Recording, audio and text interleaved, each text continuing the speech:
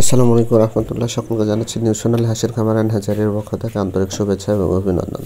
দর্শক, আজকে আপনাদের সাথে শেয়ার করার চেষ্টা করব আমরা সকালবেলা অর্থাৎ হাঁসের খামারে আমরা সকাল থেকে কি কি কাজ করি এবং সেই কাজগুলো বিস্তারিত জানাবো এবং দেখানোর চেষ্টা করব।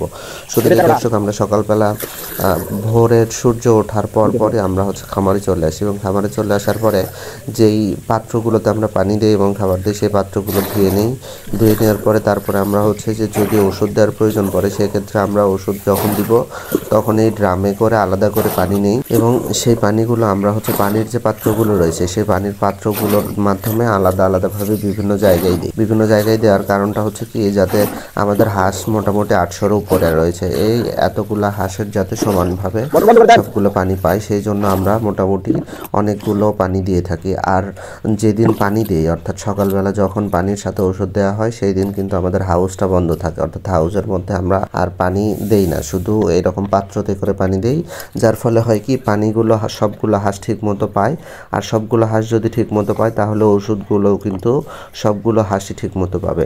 আজকে সকালবেলা আমরা যে হাঁসকে রসুনের রস খাওয়াচ্ছি, কেননা যেহেতু শীতের সময়ের কারণে অনেক সময় দেখা যাচ্ছে যে হাঁসের সর্দি কাশি এবং বিভিন্ন ধরনের ইনফ্লুয়েঞ্জা জাতীয় সমস্যা হচ্ছে। এই সমস্যার জন্য আমরা সকালে আজকে হাঁসকে রসুনের রস শুধু করে পানির সাথে মিশিয়ে খাওয়াচ্ছি। তার ফলে হবে কি, এটা যেহেতু প্রাকৃতিক একটা উপাদান, এটা অ্যান্টিঅক্সিডেন্ট থাকে এবং বিভিন্ন ধরনের উপকারী উপাদান থাকে রসুনের রসে, যার ফলে হাঁসগুলো বিভিন্ন ধরনের শীতের যে সমস্যাগুলো সেগুলো থেকে কিন্তু দূরে রাখতে পারবে। এরপরে দর্শক দেখতে পাচ্ছেন যে আমাদের খামারে যে হাঁস রয়েছে সেই হাঁসের মেজার অনুযায়ী অর্থাৎ পরিমাপ করে আমরা কিন্তু খাবারের ব্যবস্থা করি।